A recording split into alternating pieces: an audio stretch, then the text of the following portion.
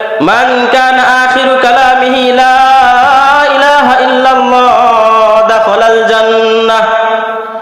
আল্লাহর নবী মুহাম্মদুর রাসূলুল্লাহ সাল্লাল্লাহু আলাইহি ওয়াসাল্লাম বলেন, যে ব্যক্তির মৃত্যুর পূর্বে শেষ কথা হবে লা ইলাহা ইল্লাল্লাহ, সেই ব্যক্তিকে বিনা হিসাবে আল্লাহ তাআলা জান্নাতে প্রবেশ করাবেন।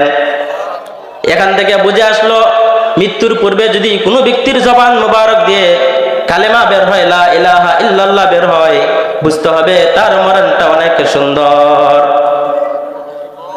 আবার এখান থেকে কেউ মনে করেন না মৃত্যুর সময় যদি কারো কালেমা মুখ দিয়ে বের না হয় সে যে জাহান্নামী, বিষয়টা এরকম না কিন্তু। দ্বিতীয় নাম্বার ভালো মৃত্যুর আলামত, আল্লাহর নবী বলেন, মাউতুল মুমিনি বিআরাকিল জাবিন। কোন মুমিন ব্যক্তি মৃত্যুবরণ করার সময় যদি তার কপালটা ঘেমে যায়, কোন মুমিন ব্যক্তি মৃত্যুবরণ করার সময় যদি তার কপালটা ঘেমে যায়, গর্মাক্ত হয়ে যায়, বুঝতে হবে তার মরণটাও অনেক সুন্দর। এর মানে এটা না কোনো ব্যক্তি মারা গেলে কপাল যদি তার না ঘামে তাহলে সে জাহান্নামী, এরকম নাকি? বিষয়টা এরকম না, এটা একটা সিম্পল আলামত মাত্র। আল্লাহর নবী বলেন, কোন মুমিন বান্দা মৃত্যুবরণ করার সময় যদি তার কপালটা ঘেমে যায়, ঘর্মাক্ত হয়ে যায়, তাহলে বুঝে নিবা সেই ব্যক্তির মরণটা অনেক ভালো। 3 নাম্বার ভালো মৃত্যুর আলামত, আল্লাহর নবী বলেন,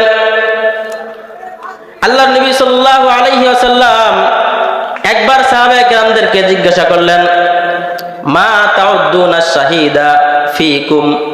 ও আমার সাহাবায়ে কেরাম, ও আমার প্রিয় সাহাবীরা, তোমরা শহীদ কাকে বলো? তোমরা বলো তো শহীদ কাকে বলে? শহীদ শহীদ। সাহাবায়ে কেরাম উত্তর করলেন, মান কুতিলা ফি সাবিলিল্লাহ ফাহুয়া শাহীদ। ও আল্লাহর নবী, আমরা তো জানি যেই ব্যক্তি আল্লাহর রাস্তায় জিহাদ করতে করতে কাফেরদের তরবারির আঘাতে, কাফেরদের বুলেটের আঘাতে মৃত্যুবরণ করে নিহত হয়, সেই ব্যক্তি তো আমরা জানি শহীদ। আল্লাহর নবী তখন বললেন, শুহাদা উম্মতি লা কলিল, ইন্না শুহাদা উম্মতি লা কলিল। তোমরা যেই ব্যক্তিকে শহীদ বলতেছ, যদি এই ব্যক্তি কেবলমাত্র শহীদ হয় তাহলে তো আমার উম্মতের শহীদের সংখ্যা অনেক কম হয়ে যাবে। কারণ অনেক মানুষ তো জিহাদ করার সুযোগই পায় না, জিহাদ করার জন্য কাফেরদের বিরুদ্ধে যুদ্ধ করার সময় তো তার পায় না, এরকম প্রেস সৃষ্টি হয় না। তাহলে শুধুমাত্র আল্লাহর রাস্তায় কাফেরদের হাতে নিহত হলে যদি সেই শহীদ হয়, তাহলে তো আমার উম্মতের শহীদের সংখ্যা কম হয়ে যাবে। তখন সাহাবায়ে কেরাম বলল, তাহলে আর কারা কারা আছে আপনি আমাদেরকে খুলে বলুন, ইয়া রাসূলুল্লাহ, ইয়া হাবিবাল্লাহ। আল্লাহর নবী বললেন,